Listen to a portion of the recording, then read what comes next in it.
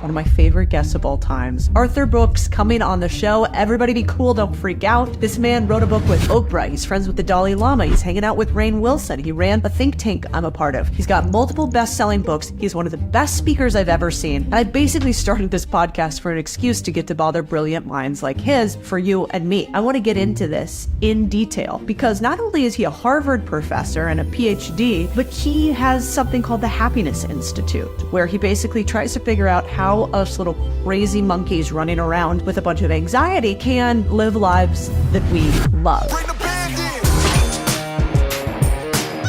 Let's go. Arthur Brooks, I am so excited to have you. Thank you. It takes me back actually to the first time I saw you speak, which was at AEI a million years ago at a place that we don't talk about publicly online. Hopefully they won't kick me out. The secret conclave. Oh, I snuck in as a little... It's actually on the North Pole. Yeah. It's the Fortress of Solitude. That's where I think most people think things like that are, Yeah. conservative think tanks. But I remember vividly, to set the scene, it's like kind of a stadium seating. You've Right. got the world leaders in there, right? Everybody's in suit and ties. It's some of the biggest names out there. And I remember you gave a speech, which I still think is one of my favorite speeches I've ever seen. I didn't expect it to be on the topic. It was on love. And so, I remember kind of looking around surreally at the people in the audience, and you were speaking about love. And there was one scene where, like, you put on classical music. Right. And so the lights kind of dimmed and this classical music goes on. And then the lights kind of come back on again and I look over and I think like Ted Cruz is wiping a tear. No, I don't know if he actually was, but like there were people in the audience that were moved in a way that I don't think they're used to being moved. And I was wondering, one, what made you talk about love to a group of hardened politicians and world leaders on the conservative side? And two, what made you think that you could make it land with them? Love is the secret to happiness, and it's what we want. Here's the basic business proposition behind it. Each of us is a startup enterprise. You are Codie Sanchez, Inc., and you're the founding entrepreneur of that enterprise. That's the enterprise that matters the most. You're in charge of that. You get to build that over the course of your life. That's your life's adventure. And that enterprise has a currency, like any enterprise has a currency. We talk about business. You and I, I'm an economist, and you're famous for doing this work where you're helping people to invest in a better way and build their lives financially. The fortune that you talk about in your work, and I have as an economist as well, of course, is financial resources, is money. The currency of your life, of the enterprise of your life, is love and happiness. That's what it is. And if you want to become rich in that, and that's really what matters, you better understand how it works. Furthermore, you can treat it with the same seriousness as I would treat money as an economist. I'm a social scientist. I'm a behavioral social scientist by background. I study love and happiness and the behavior of people to accumulate it and to screw it up. And so I thought to myself, I'm going to go to the best business audience I could possibly ever meet, talk to them about their lives like serious enterprises and the fortune they're trying to create, which is happiness through love. And that's why it works, because I treat it with seriousness. It's not just feelings. Love isn't a feeling. Love is to will the good of the other with the way that you live your life. It's a decision. It's hard. It's hard-edged. It takes an incredible commitment, and that's something that any serious person can respond to. Yeah, it was pretty incredible to watch how they reacted.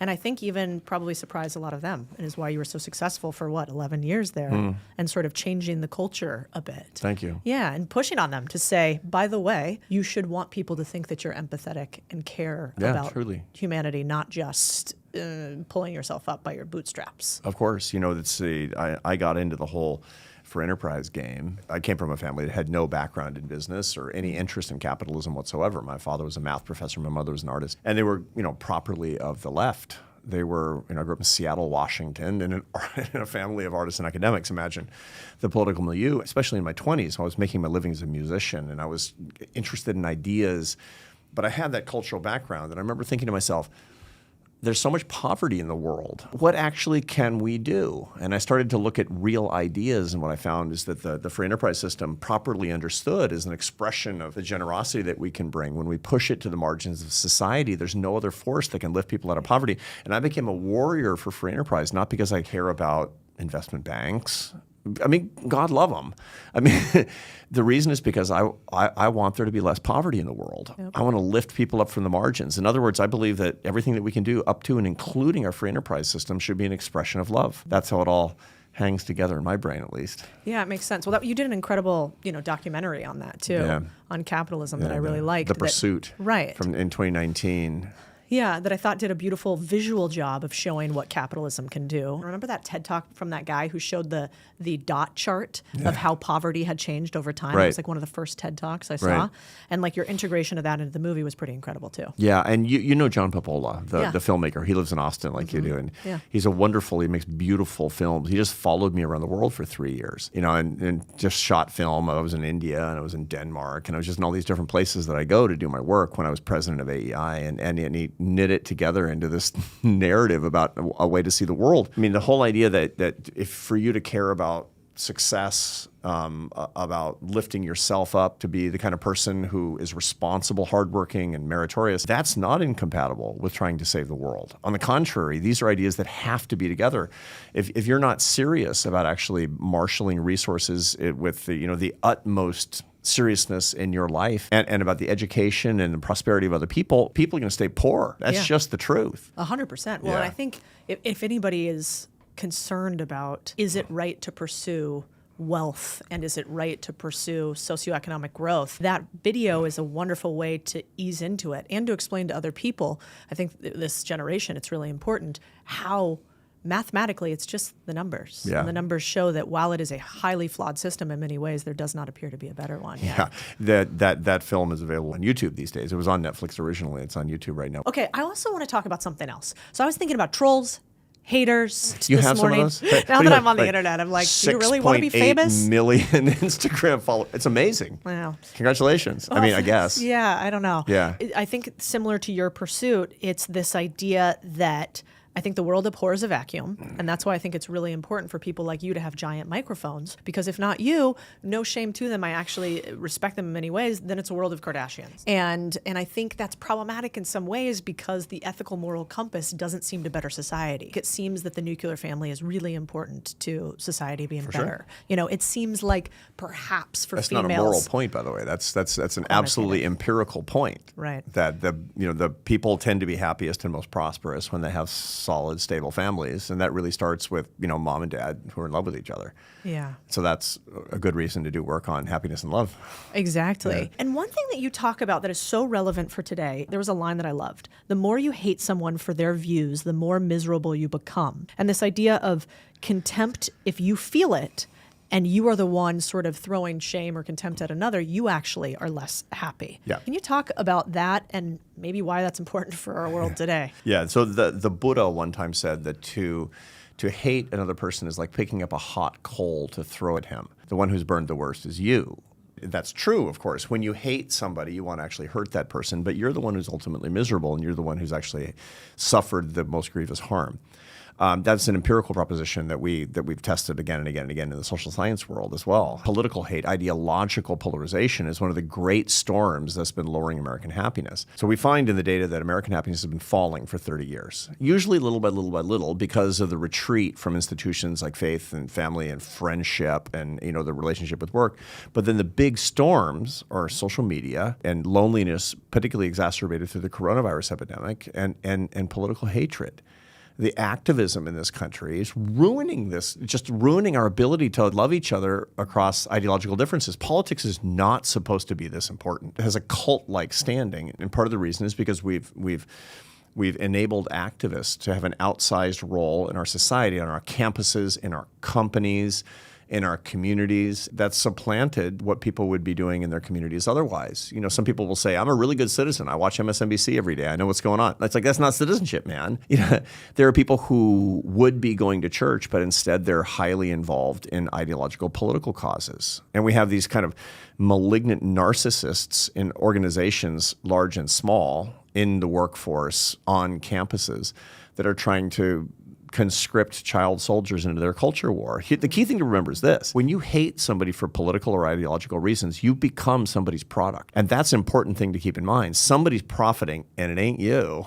On the contrary, you're going to get a lot less happy and you're going to have fewer friends. You'll be fired up, and I can talk about what actually is happening in your brain. I mean, you get a lot of dopamine from hate, the anticipation of the reward of being right. You're going to wind up lonely. You're going to wind up paying a big, big price for indulging in that particular emotion. Yeah, you talked about happiness in the U.S. having two aspects, which you kind of hit on, right? Which was this climate change issue, which is Right. basically like we decrease by what, 0.5% every Yeah. year, and then we have these storms, which would be Yeah. COVID, and then you talked about the dark triad too, Yeah. which to me sounded like a science fiction. I had no idea. Yeah, this it's like was a cool actually band. right? I was like, We're the- great. we're the Do I dark get triad, the shirt? man. Yeah, he's like, can you talk about what that is? Because Yeah. these days everybody's talking narcissist, and sometimes I Yeah. think, is that just us being narcissistic, thinking everybody else is a narcissist? What's actually going on? Dark triad it's a term of art in the social science world among psychologists and behavioral economists, where three personality characteristics coincide. And this happens, by the way, in 7% of the population. No joke. Scott Barry Kaufman, who has that wonderful psychology podcast, he's sort of the world's leading expert on the prevalence. He'd be a great guest, actually. So the prevalence of this dark triad. The dark triad is to be above average in clinically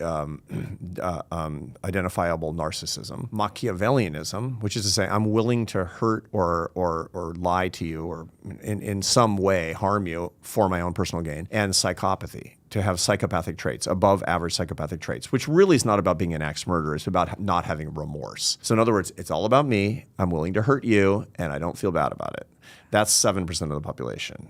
That's a problem. That's 1 in 14 people. Now, ordinarily, we shun them. For example, if they have a hard time getting by in the world, if they're cognitively not very gifted or whatever, then they'll commit crimes and they'll often wind up in jail. They certainly won't be hired. They won't stay married for very long, and we'll shun them. But in particular periods in American history, we find that people will be attracted toward dark triads.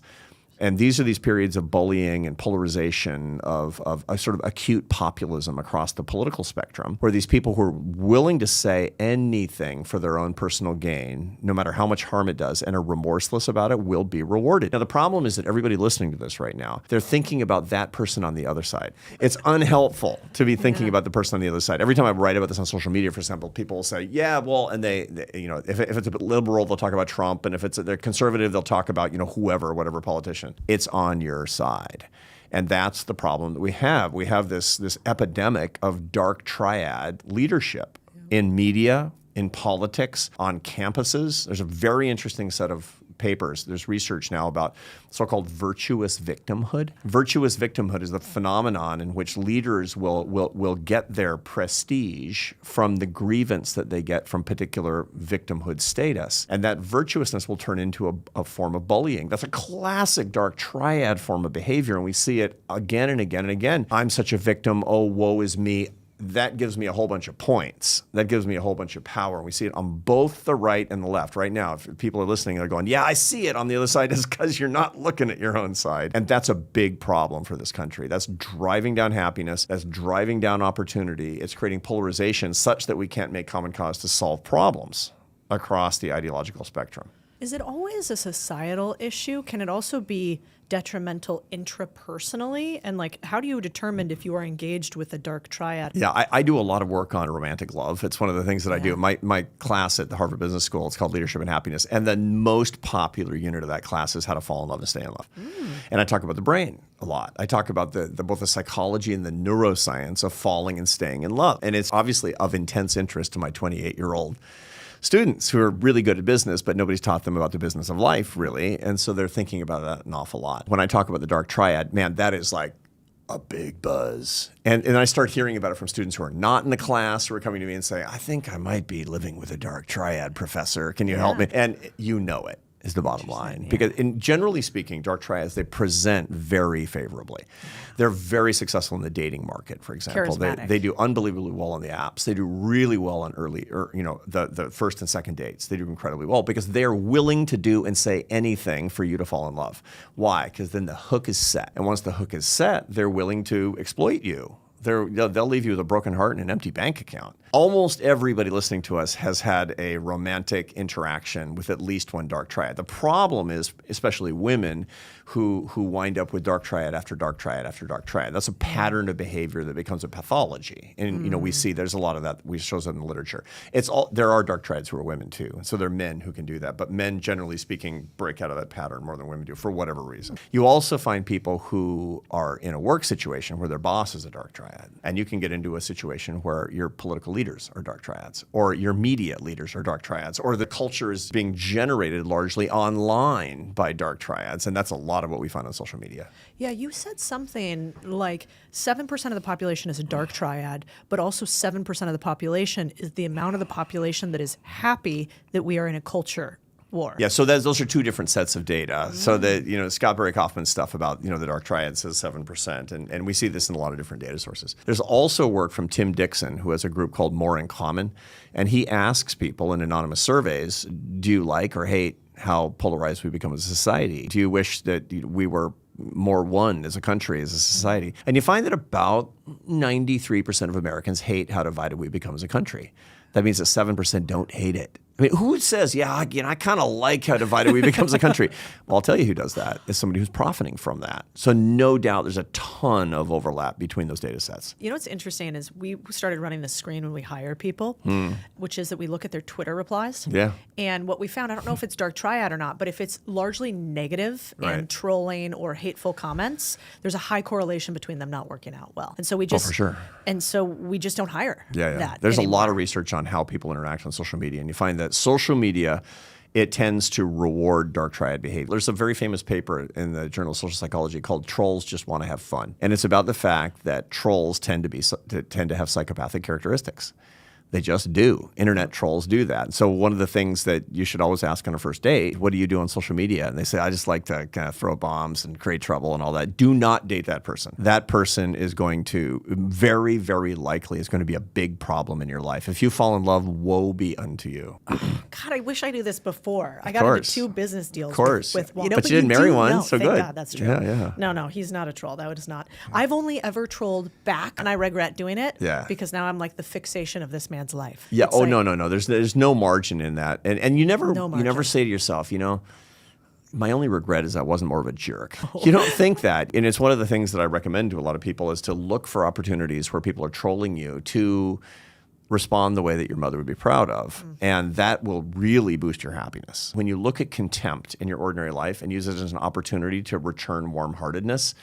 You always feel better. You become more effective. You become more creative. You become more focused. This is an analgesic to ordinary life. Is to actually go looking for hatred and answer it with love. Your life will change. That's Oh fascinating. yeah, it's amazing. It's amazing how much this works. I've had missionaries on both sides of my family, and it's weird because missionaries, they face intense amounts of rejection. Nobody's ever said, great news, there's missionaries on the porch, ever, Nope. right? Nope. But they're always happy. And the reason is because they believe they're bringing love and light where there's hatred and darkness. I mean, you can disagree with them, but that's what they honestly believe. And that's why they're happy. And so we can actually say, okay, I'm going to be a missionary for what I believe. I mean, not necessarily a religious missionary, although nothing wrong with that either. Missionary for love. And where do you go? You can't go where everybody's already perfectly loving. You go where they aren't. And you say, I'm going out there. I'm going out there. Interesting. And I'm going to bring love. I'm going to bring light. And if you make that your passion on social media, it can be a very generative, a very productive experience. And it truly will change your life. Some of the studies that I read in your book were fascinating. I had just finished rereading Strength to Strength, so went back and reread Love Your Enemies. You got my whole ouvre. I know. I've been Did you read Performing Arts in a New Era?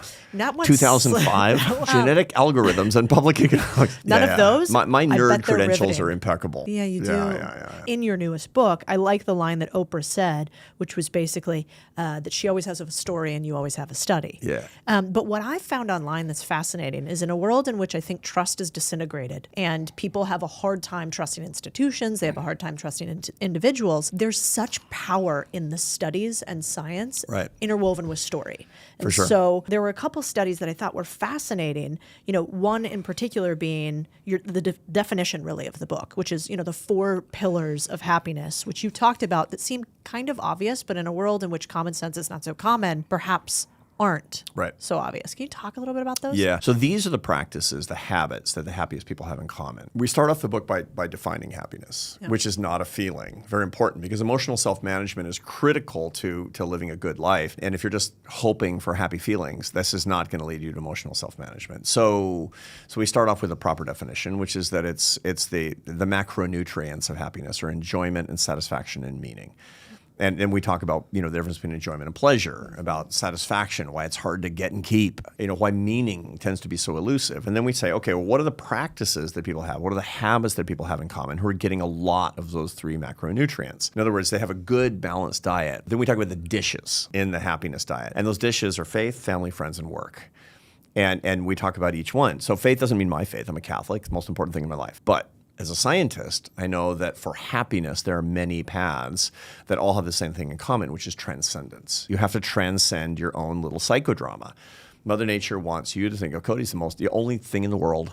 The only thing in the world. And it's just tedious and boring and terrifying all at the same time, makes you feel dead inside. You need to transcend you. You need to get little. This is the point of these religious experiences from the happiness perspective. I'm not going to talk about the metaphysics, about what's metaphysically correct. That's a different discussion entirely. But for happiness, you can get that from religious or non-religious behavior. When I say faith, I mean a serious philosophy of life that shows you the grandeur of the universe and makes you little. That's important, whether it's reading the Stoics, like our friend Ryan Holiday likes to do, whether it's walking in nature before dawn in the Brahma Muhurta, that's the creator's time, whether it's studying the fugues of Bach, whether it's adopting a Vipassana meditation practice, or whether for me, it's going to Mass every day. You got to have something. So that's faith. Family life sounds sort of obvious, but 1 in 6 Americans is not talking to a family member because of politics today, which is the saddest datum in my whole field. We could cover the neurophysiology of why we need to be around our people and they need to be around us. We're a kin-based species, and we have neurophysiological ways to identify our kin and take pleasure in their company, but we know who they are, and it's important that we maintain those relationships. Friendships, I'm talking about real friends, not deal friends. A lot of people listening to this show, they want to be really successful. That is fantastic. I endorse that. I endorse the show. I endorse the philosophy. But be careful. You need useless people in your life. You need real friends who are useless, not just deal friends who are useful. Yeah, explain that a little. I found that concept fascinating. It's a hard one for a lot of us who work super long hours. I don't think I've worked less than 60 hours a week in my whole career, and I'm 60. Yep. That's a lot of hours that went into that. The result is that it's very easy for all of your social relationships to be useful in a kind of a utility sort of way to build up your career and your professional life. And that's what happens to a lot of very successful, hardworking people, that the last time they had real useless friends was in college, and they don't even know how to do it anymore. 60% of men my age, their best friend is their wife. 30% of their wives say their best friend is their husband. That's not great. It's not great. That's because these guys who are disproportionately people who have worked and worked and worked and worked and worked, have lost their chops for friendship. And that's a big problem. I work a lot with executives. I'm sort of the striver whisperer for happiness. They come to you for financial advice. They come to me for happiness advice. Yeah. I say, okay, take a piece of paper and have the 10 people that you spend the most time with on a given week. And then write R's and D's after their name. That's not Republican and Democrat. That's real and deal. I did this exercise. It's scary. A lot of D's in there. A lot of D's. Yeah. Your husband's a real friend, but he's useful. He's his family life and making your home and et cetera. But you need more. And what you find is that the happiest people, this comes from the Harvard study of adult development over an 85-year longitudinal study, the people who die happiest, most of them have a successful marriage and at least one intimate, real non-deal friend. So you got to go beyond just the person you live with, your happily married roommate. You got to go beyond that. And a lot of people have 5 or 6 by the time that they're old. But those are the predictors of the happiest life. That's in the friendship one. It's not just are they real versus deal friends. Deal friends like, he can help me out. Arthur, he's going to be on my podcast. He's going to help me get more viewers. This guy's going to help me make more money. But the real friends, you also talk about the way that you speak and communicate with them is important, and how you are actually happier when you talk about one subject versus another. Right. I have super close friends. Really, my closest friend is in Atlanta. And I've known him for many years. He was on my board at AEI, and I'm on the board of his foundation. But those are just pretexts for us to spend time together. I talk to him usually about once a week, and I see him in person at least once or twice a year. And when we talk, it's like, we got to talk about that thing, and we never get to it. What we talk about is our families. We're both grandfathers. We talk about our grandchildren. We talk about our shared Catholic faith. We talk about things that are important to us in the world. We talk about real things that actually really matter. And we don't talk about deal things at all. We would, but we don't get to it. And if we lived in the same city, which would be just wonderful, we would probably talk about deal things too. But the whole point is that real crowds out deal for these particular friends. And real is really about the love in your life and the things that you care about the most. A couple other things I thought were fascinating, if people want to be tactical on happiness, is it looks like there were some studies that showed actual, let's say, spatial proximity, friends and family members that make you feel better, make you happier.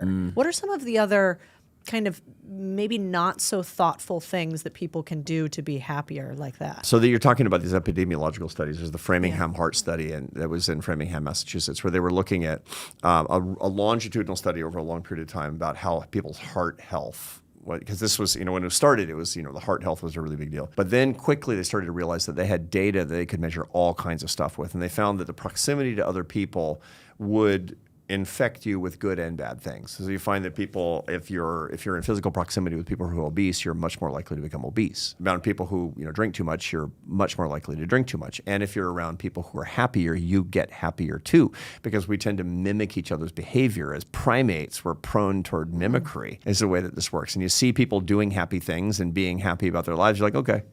And you do that too. They'll measure it. If you're within 1/2 mile of a happy family member, here's the percentage likelihood that you'll get this much happier within a particular period of time. That's how social scientists actually see the world, is in those kinds of metrics. But it's really interesting because what that shows us is that happiness is you can catch it. It's a virus. Unhappiness is also a virus, is what we find. So there's lots and lots of practical things that you can actually do, and that's what my work really is about. Is they're not hacks; they're just basic practices. I talk about the fact that, for example, humans have a tendency towards what's called the negativity bias, where because of our evolution, we reward resentment and negativity and fear and sadness and anger and disgust, because that's what keeps us alive. Positive emotions are nice to have. Negative emotions are critical for keeping you alive. So the result is we always see the glass as half empty. That's what we do because our ancestors didn't get eaten on a Pleistocene because they were alert and vigilant and negative and gloomy. It's like, today could be the last day. And so that passed on to you. You don't have to be that way because that's actually not accurate in the most prosperous, upwardly mobile, charitable, progressive society in the history of the world, aka the United States. Think about how much we talk down this country constantly. And it's just insanity. I mean, what other country would you bet on? What other country would you want to go to as an immigrant? I mean, come on. Are you kidding? And everybody kind of in their heart knows that our best years are ahead. I mean, the best times are coming. But no. It's just, this could be the last election. It's just nutty. One of the most practical ways to get happier is to be realistic about what's actually happening, to assess what's going on in your life and say, you know what, I have a lot more to be grateful about than to be resentful about. And so I'm going to write down the things for which I'm going to be grateful. That's the so-called gratitude list that people are actually talking about. But that's the neuroscience or the social science behind why that's an effective thing to do. You can raise your happiness between 10 and 25% within the next 10 weeks by just writing down and paying attention to the fact that you should be more grateful than resentful. That's wild. Yeah. And theoretically, I mean, because that's higher than prescription antidepressants. Oh, yeah, for sure. I mean, this is the secret to getting happier. You won't be happy because cosmically happy, I believe, happens in heaven. Yeah. But as a social scientist, we all know that you have negative emotions for a reason, and as long as you're walking the earth, you're going to have them because there are threats. You're going to have negative experiences because not everything can go your way, and so you're going to feel unhappiness, and that's part of life, and that's healthy, and that's normal, and you learn from that, and that's completely okay. But to get happier, there's just all these incredible things that you can do, and they start with knowledge. It's more important for you to get knowledge about the science of happiness than it is to say, knowledge in pill form. Yeah. I mean, look, if you need to go to the doctor, you need to go to the doctor. I get it. I mean, mood disorders are no joke. Clinical anxiety, clinical depression, and generalized anxiety are no joke. But the most powerful tool that we have at our disposal is knowledge about this. This has been revolutionary for me in my life. I mean, I study happiness because I wanted to be happier. I wasn't happy. I wasn't happy as I should have been. I have the best life. I mean, I have a happy marriage and my kids are healthy and my life is good. I live in America, for Pete's sake. And I said, this isn't right. This isn't right. I'm going to go teach the science of happiness at Harvard because I want to emphasize this in my own life, share it with other people, and get happier as a result. And my happiness is 60% higher than it was 5 years ago. Wow. It's crazy.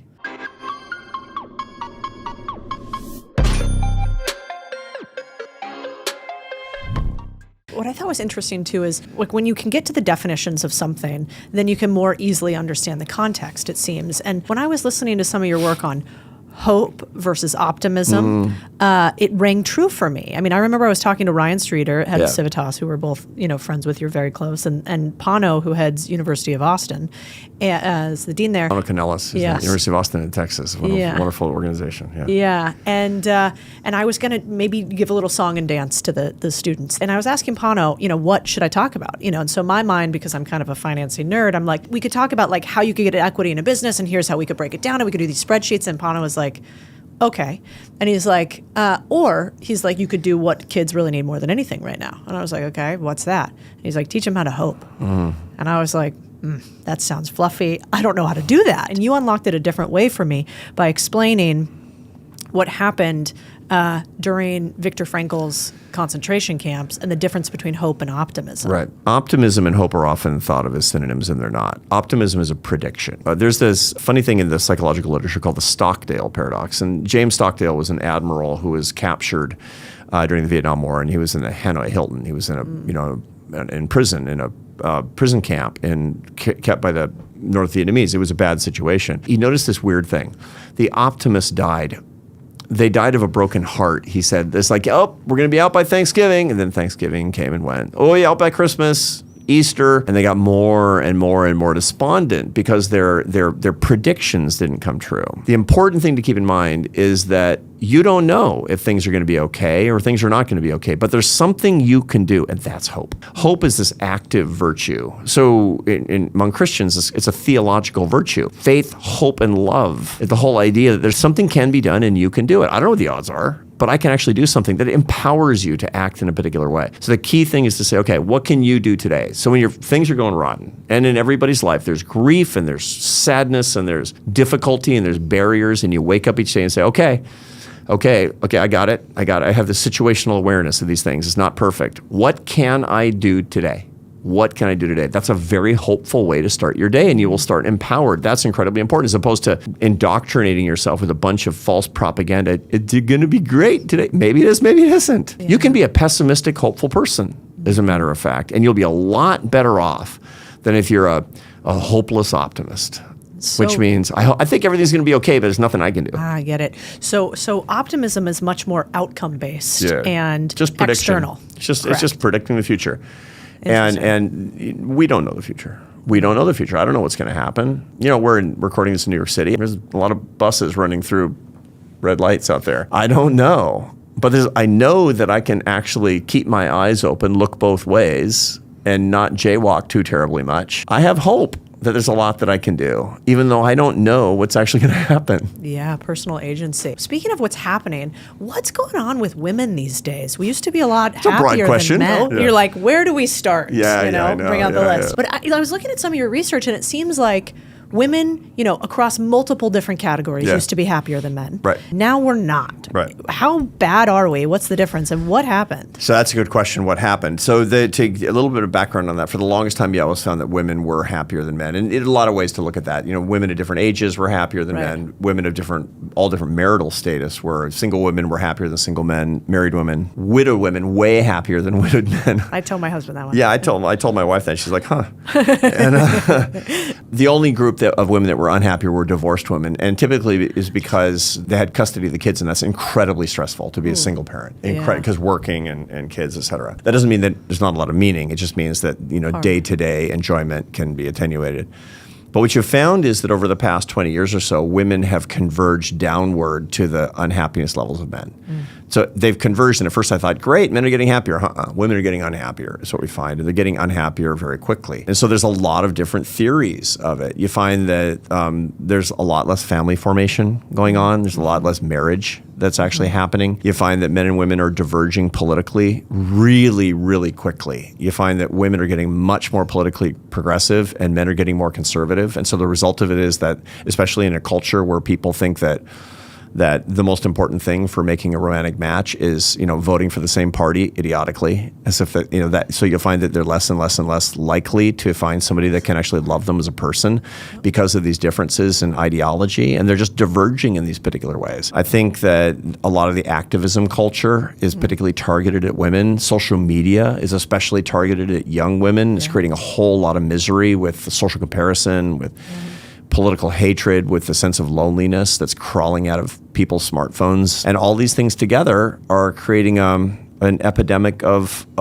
unhappiness among women, especially young women in our society today. Yeah, I always like to remind people that I have an inordinate amount of face paint on anytime I come on these because, you see people on stages like this and we look okay, but, there's eyelashes on here, there's a ton of face paint, there's, it's not natural. And I think it's important that we kind of tell people that. I don't have the balls, like some of the women are like, I'm just not going to wear makeup. And I'm like, the thing is, I'm not, but I will at least be honest about it. That's actually an easier thing for men, to be sure. But of course, it's different because men are peacocking in different ways. That's true. They're doing different kinds of flex, having to do with their ability, their financial capabilities, their prowess in the workspace. More and more and more, by the way, with this highly visual media that we have, more and more men feel like they have to be in the gym all the time. Yeah. It's the craziest thing that you actually see. Guys my age are just working out constantly. Is what there's pressure even on that front, but it's true. And part of the reason is because otherwise we will be judged by a large public audience, which we shouldn't care about. But our brains don't know that. Yeah. Our brains are there's an interesting little piece of the brain, part of the limbic system, called the dorsal anterior cingulate cortex, and its whole job is to make you aggrieved and afraid of being rejected. And so you're sad when your beloved breaks up with you, and you're afraid when you think you're going to be tossed out of your tribe. And there's a reason for that, because in the Pleistocene you would have walked the frozen tundra and died alone if you got rejected. So you need an onboard capacity to make you not want to be rejected. And the way that we use that today is to want to be accepted by millions of strangers on social media because of the way that we look, which is complete insanity, and yet that's how our brains are wired. Yeah.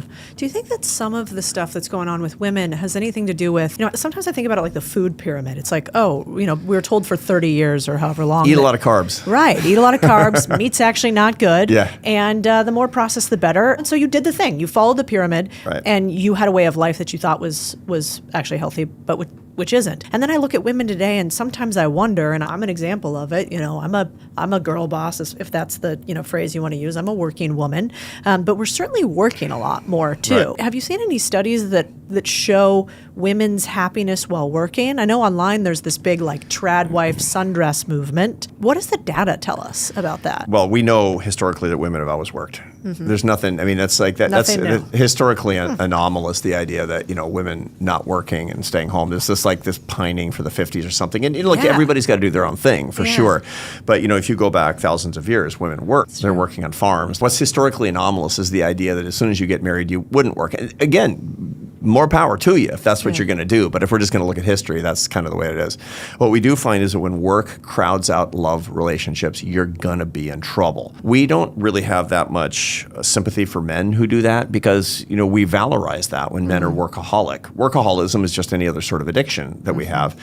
But when you drink a bottle and a half of Jack, nobody says congratulations. Your prowess at drinking is unparalleled. I really admire you. But if you work 16 hours for your startup, people will say that's unbelievable. It's just wonderful. You'll get on the cover of Fortune magazine. But that's just straight up addiction, straight up addictive behavior. What you find is that now that's infecting women as much as it's infecting men. And what that is a relationship with work that crowds out other relationships that bring more happiness.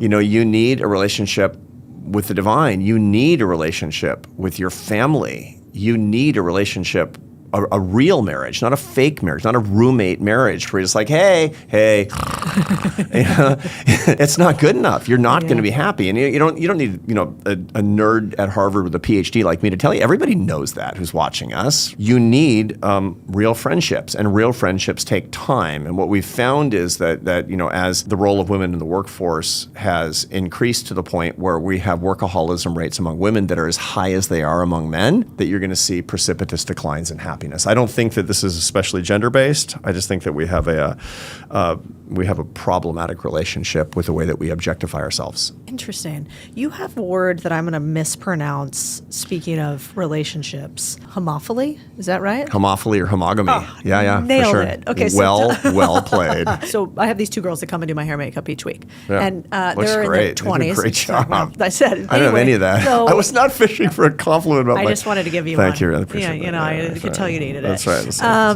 Let's go lift weights. So yeah, you do a lot of that too. So these two women are younger, like early 20s. Yeah. And what's interesting to me, I'm 37 and I've been married for a while now. And I think actually my husband and I were just texting, like our partnership is the best thing about life. Yep. Everybody always told me marriage was really hard. I'm divorced previously, so I didn't do it right once. And now that I'm in it, I'm like, it makes everything easier. I would give up all the money that I had. Yeah.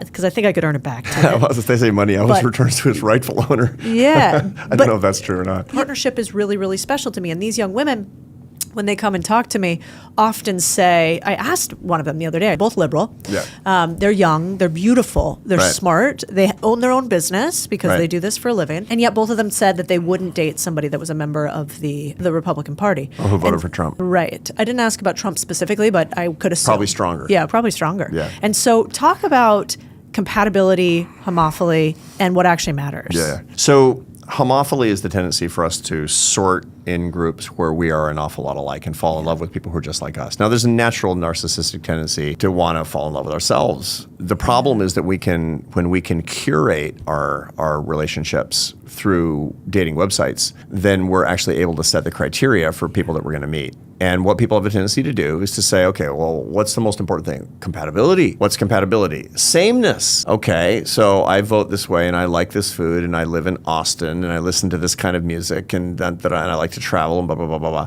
And that's the kind of man or woman I want to meet. And that's your sibling. And that's not hot. And so what you find in the data is that people have more and more and more variety in the dating markets, and they're less and less attracted to the people that they're meeting. This is and you know the apps have eaten every other way, and so you find that 59% of relationships start on the apps now. 59%. That's a lot. And the trouble is that they tend to be unstable, and they're based on relatively low levels of attraction. I mean, there can be, short-term sexual attraction. I mean, dating is a serious business. This is an audition for life partner if you're doing it in a way that's actually going to lead you to the most happiness. This is not a moral proposition, it's just a science proposition, basically. Mm-hmm. And this is almost the worst way that we can do it, is by trying to troll in a pool of people who are look like us. You need somebody who completes you, not somebody who mimics you. That's what you need. That's the reason that matchmakers are really successful, that parents can be really successful, that blind dates tend to be more successful, because your friends are like, I know it. Codie's got this thing, but there's this other guy, and she could really use that. That would be. They think about a fit as opposed to two puzzle pieces that are the same. They don't fit together, and that's a lot of what's actually happening here. Now, homophily and homogamy, people love people just like themselves. That's one of the reasons that we have more and more inequality in our society as well, because you find increasingly that people meet in college. And if they're at elite colleges, they're meeting at elite colleges. There are a lot of couples at the Harvard Business School, and they come out and they're both doing these super high-powered jobs, and so the result of that is you have more couples that are more alike with respect to their abilities and their educational aptitude as well. Yeah, what's interesting is my husband's so different than I am.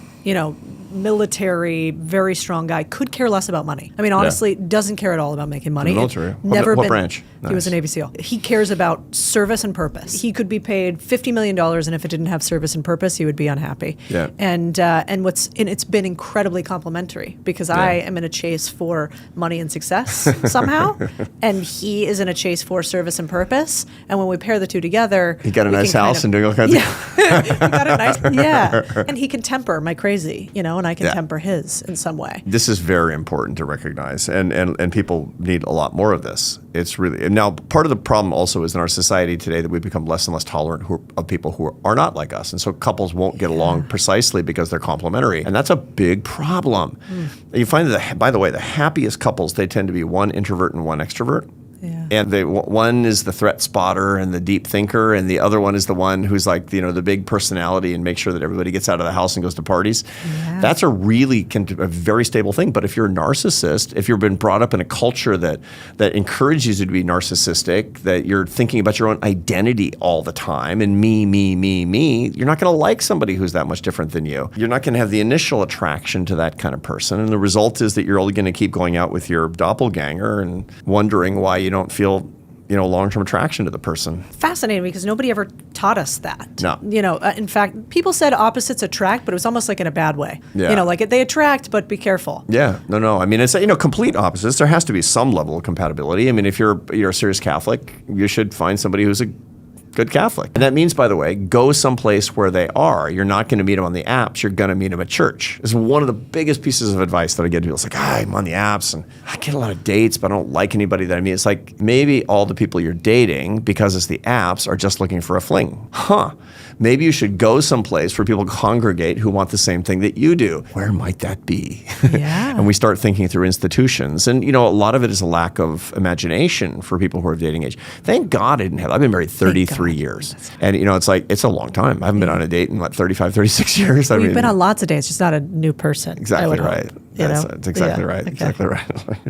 We had a lot of date nights. It's true. When our kids were little. You mentioned earlier you're sort of a whisperer of successful people. Striver whisperer. You're the striver whisperer. We were talking beforehand, like I saw Rich Roll the other week, and, I was like, phenomenal. Oh, yeah, really. He's a visionary, like him. actually. Yeah. Yeah. And really, measured and calm feeling. Mm-hmm. He felt a little bit like a weighted blanket. We just got back from India together. That's what he told me. Yeah. I go, hey, that bracelet's cool. What's going on with that? And he goes, well, it was from hanging out with the Dalai Lama. And I go, okay, Tell me expand. more. And I immediately thought of you. And so he gave you all the credit and said, Arthur brought me along. But I was just wondering, like Dalai Lama, Oprah, you've met all the presidents basically through AI. Do you get starstruck by these people? Did you freak out when Oprah called? Well, I didn't believe it. I mean, I thought it was somebody punking me. It's like, wow, somebody does Oprah's voice really well. Wait, so what happened? Like your phone rang and it was Oprah? Not exactly. I mean, what happened was that Oprah, it turns out that she reads my column in the Atlantic, which you don't know if you have. Thanks, I appreciate it. But we have 500,000 readers. You don't know who's in the reader base. And during the coronavirus epidemic, she was reading it every week. And then she read From Strength to Strength in 2022. And she called me to be on her podcast, her team and my team, et cetera, et cetera. And, the first time I talked to her, it was a little starstruck because I've been hearing that voice my whole life. Yeah. My wife learned English by watching the Oprah Winfrey Show. Whoa. Yeah. I mean, it's amazing. It's the whole thing. But very quickly, you're talking to another person. Very quickly, that's what it comes down to. We all have the same drives and desires and needs. And we have a tendency to objectify other people. And that's the problem. So in my line of work, I get to work with a lot of people who are quite prominent because, and people who aren't. And they're just all the same. And the real gift that you can give anybody, no matter how famous they are, is to treat them like a human being, a beloved child of God, somebody who has the same needs that we all do, which is just to be loved and heard and respected and just to be a friend. And the Dalai Lama, you've continued to go back to meet with him for 11 years. A long time. Yeah. Different religious backgrounds and faiths. Mm-hmm.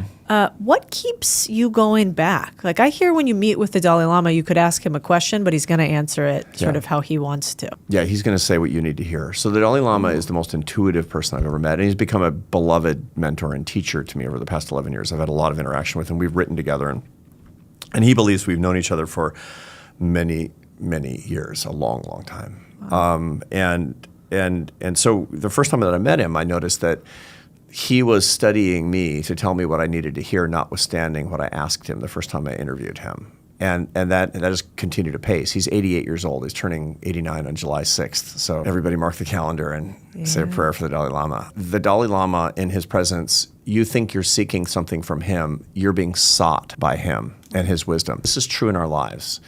For all of us, we think we're seeking something, and we seek and we seek, and we're frenetically running around looking for it. You need to stop and listen, because then the thing that's seeking you can find you. That's the secret to actually finding your place, your metaphysical place in the world, your cosmic place in the world. To find the basis of your peace and contentment is allowing yourself to be found. And people don't trust that in this world that's so full of stimulus. And look, if I'm just going to read 1,000 books, and I'm going to be very online, and I'm going to listen to every possible podcast, and they should listen to yours. But the result is that what we're not good at anymore is stopping and allowing ourselves to be sought. That's what we need more of. The advice I wind up giving to people is getting up an hour and a half before dawn. It's the Brahma Muhurta, the creator's time. And going outside when it's cool and dark and walking for an hour without your device, and you can hear the crunch of the gravel on the trail beneath your feet, and to be actually alive and to learn how to do that. For people who will write to me, they feel lost after college. It's like, I feel lost. I don't know what I want to do. I was supposed to know, and I don't know. I say, you need Brahma Muhurta. You need the creator's time. You need to actually allow yourself to be found. And the way that you're going to do that is what people have always done. You need a pilgrimage before dawn. I'll have very specific examples of that, but the underlying principle is what I learned from the Dalai Lama, which is that you need to listen as opposed to speaking so that you can hear what it is that you're supposed to hear, and it will come to you. Your voice is so unique, and I think in this day and age, these themes are pervasive throughout society that we need an answer like yours too, which is simple but also very complex, love and happiness. Yeah. Have you ever thought about getting the biggest microphone out there, the presidency? Well, you don't just get the presidency, Is America ready for a bald president? Every day I start my day with the same prayer, Lord, guide my path.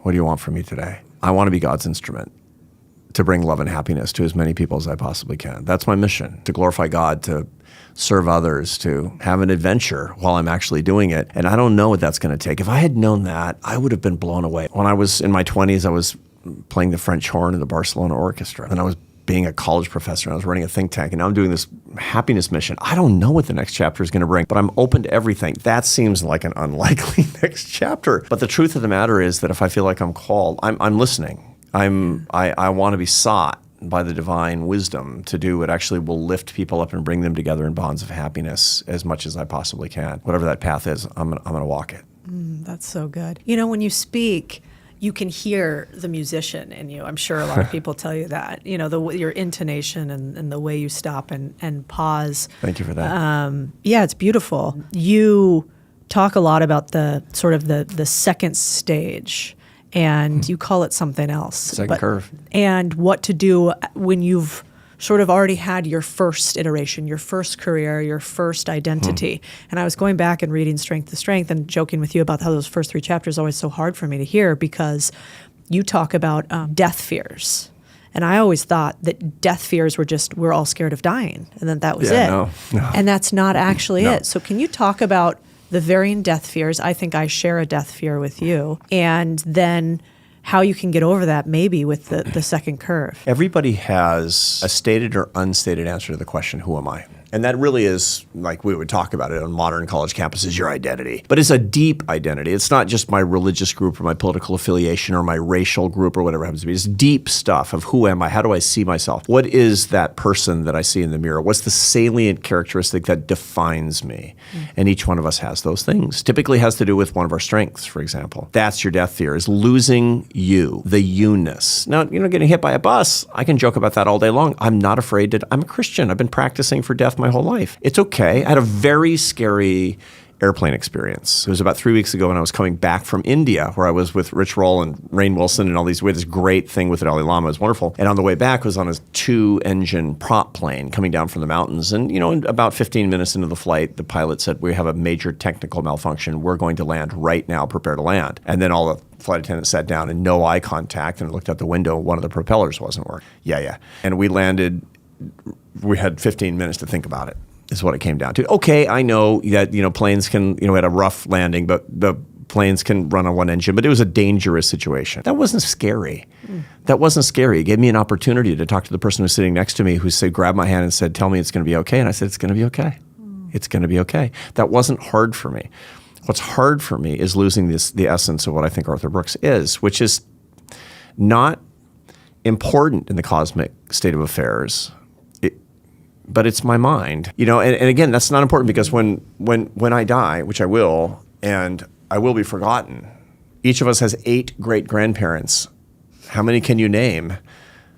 First name, last name. 2, we're forgotten, and we're forgotten fast is the whole point. I get that. I totally get that. But losing the essence of who I believe that I am, what I'm able to do in our conversation today, the mission that I'm trying to bring to other people in this apostolate of love and happiness, that's all my brain. That's all my mind. My heart and soul are tied up in the way that I'm able to express ideas. Losing that. And to make things easier, we have early onset dementia in my family. Oof. So far, so good. That's all I can say is so far, so good. But when my mother was my age, she was profoundly demented. Codie, I will lay awake nights because that's my death fear.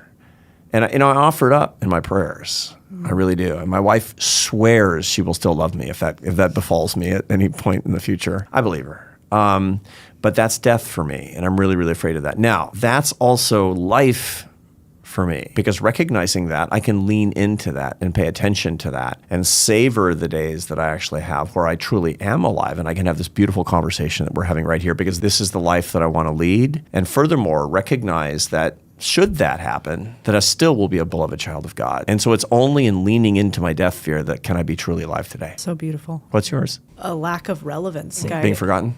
Yeah. There's this Emma Bombeck quote that I go back to again and again, which is, at the end of my days, when I stand before God at the pearly gates, I hope I can say to him, I have nothing left, not one drop. I used everything he gave me. And I have this fear of not squeezing it all out. And what if I can't do it? And what if it's not enough? I'm an existentialist in some ways too. Like, I know that nobody's going to remember me even past 10 or 20 years, or definitely, past one generation of my kids. Your kids for sure, your grandkids less. Yeah, exactly. Yeah. So what? 2 generations, you're gone. So at the end of the day, what does legacy really matter? But that's my fear, is what if none of it mattered and I was totally irrelevant? The only way to deal with that is to lean into that. The only way is to envision that happening, to imagine that happening. This is how the Theravada Buddhist monks in Vietnam and Myanmar, when they have pictures, they have photos of dead bodies in various states of decay, and they stand in front of the photos and they say, that is me. It's only through the exposure, through the courageous exposure to your worst fear of death, can you conquer that fear of death and be truly alive today. And that's really important. And then, of course, offering it up in your spiritual life. Take that. I offer that up as a sacrifice. That's so beautiful. Arthur, thank you for being here. Thank you, Codie.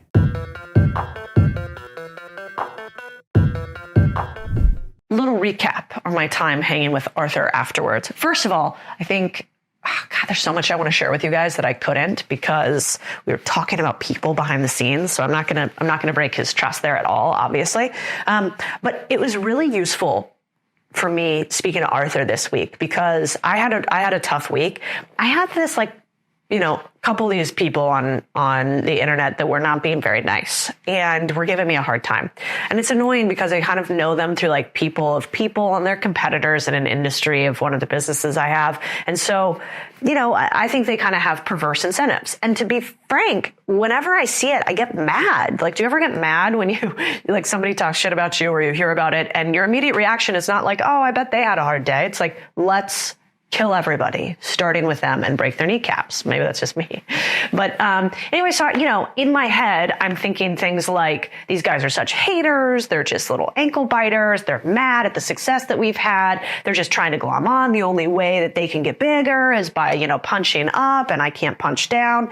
And it annoyed me because I'm human, and I'm sure you guys have had that same thing. Well, what was so useful for me in speaking to Arthur, and this one book, which you guys haven't read, maybe it's called Love Your Enemies. It's so worth it. Is as I was talking to Arthur afterwards, I was like, are you really this nice to people when they're mean to you? Because I've seen people be mean to Arthur live. And I'm talking about world leaders be mean to Arthur. And he said, try it and see what you think. And I kind of wrinkled my nose and thought, is there an option B? And you have this fear of rejection, right? Where when somebody's mean to you, are you going to be mean back to, or are you going to be nice back to them? And then they're going to take advantage of that. So anyway, so I did it. And you guys, damn if I didn't feel good immediately after about just spreading a little love instead. And basically I pinged one of them and said, hey, I saw some of the stuff you've been posting. I hope you're well. I wish you nothing but the best. I think that, some of the stuff you're doing is really cool. I'm bummed you feel this way about it. I at least appreciate that you read my stuff. And, I hope you have a wonderful rest of your day. And I just left it like that. And I wasn't like snide or snarky about it. I just really tried to feel this feeling of empathy for them. And it made me feel incredibly better. Now, I don't think this means that you're not still going to get hate. You are. I think the reason we're all on this planet and you are here uniquely is because you need to go through these trials and tribulations to become a better human. And that's the entire purpose of this game we call life. And yet, if I can sit in what I call this like seat of empathy instead of this seat of contempt, it turns out I feel better. And I lost sleep the other night thinking about it instead. And once I had flipped the switch, I slept like a baby last night, you guys. I didn't think about it at all. And it reminds me of this belief that, you know, those problems that you have in your head, are they real? Or are they a series of potential imaginations that are keeping you up like a scary movie that you felt in your body, but you know could never actually be true? How much of the things we worry about are just our scary movies in our head, are just the residual effects of your brain telling you that there's some horror that could happen? But in fact, after you watch The Ring, a chick never comes out of your mirror with crazy hair and tries to murder you. It's just your brain having these signals in life because it's trying to keep you alive after hundreds of thousands of years of evolution. And I hope you get that same thing from Arthur. One of the other things I took away from him as I was sitting talking to him afterwards is how this podcast is teaching me one thing. Most of the people that have incredible things in their life and that are at the top of their game that I've met thus far are also incredible people. I kind of thought that saying was true. Don't meet your heroes. You guys, I totally disagree. I am sure some of them are going to suck. And yet, not one of them has. So from like Rich Roll to Arthur Brooks to, you know, meeting some of my all-time legends, I think it might be true that the better a human you become, the more successful you become at whatever aspect of life that you want. Now, these just happen to be monetarily and maybe fame successful and big thinking successful humans. But I do think that there's a correlation, and we were fed a lie, which is never meet your heroes. Meet your heroes. I bet they're better than you even think. Or you're picking the wrong heroes, and maybe that says something else. The last thing is that when you meet your heroes, if you can take a moment afterwards and pause and reflect. So I do this new thing right now on Twitter called Lessons from the Road. And Lessons from the Road is essentially every single week, because I'm running around often to new cities. Like I'm in New York City this week. I'll be in Arizona and I was in DC. Every day at the end of the day, I do this tiny little practice, which is in my notes right here in my phone. You can see this if you're on YouTube. I write down from every meeting I have notes and thoughts I have afterwards. And what's fascinating about it is the lessons stick more when you write them down. Just like when you read a book and you highlight and you take notes, you're more likely to actually keep that content and that information in your brain. How much more likely? 2 to 3 times more likely. So if life is really just a giant book that you are reading, learning from, why would you not want to take some notes while you're on this road of life? And so this week I did exactly that. I wanted to tell you a funny story to close this out. So I'm in New York City. I love New York City. I'm walking in Central Park in the spring, best place in the world in the spring. I'm like enjoying life. I'm listening to Arthur's book on my headphones. I'm kind of preparing for the interview. And as I'm walking along, like, you know, the smell of flowers in the air, I look over, and just as there only could be in New York City is a guy who pulls his pants down and starts, you know, yanking himself. He's basically jacking off. I'm like, oh, New York, that's something else. So I go and walk around the guy and think, well, it's kind of gross, whatever. I keep going. But New York's so great because one of those pedicab drivers, you know, who has like the little bicycle cab, you know, kind of like a big immigrant dude, yells over at the guy and he's like, what the fuck's wrong with you, man? You know, pull up your pants. That's disgusting. Put that thing away. Nobody wants to see that. What kind of sicko are you? And I'm kind of looking at the pedicab driver like, yes, that's right. You get him. And so I look over to the guy, you know, he shames the man. He pulls his pants off. He like waddles off to go be a creep somewhere else. And I say to the guy, thanks for doing that. And he looks over at me and he goes, honey, I know you wish it was me, and said, winks, drives off. And I just thought, fucking New York City. Never take yourself too seriously. Maybe be a little nicer to humans and write some lessons down from the road. Until next week. Oh, if you guys haven't written a review or shared the pod, do me a favor. It'd be a big fucking deal if you shared this deal with other people. So please share the pod. That is how this thing grows. It's super hard to grow podcasts, like incredibly hard to grow podcasts. So anything you can do to share and review the pod, you'd be my favorite little human. Okay, see you next week. Bye, everybody. That I have it, you know that I got it. No need to look all in the bag. Something like this, cause I work so hard. I'm the best.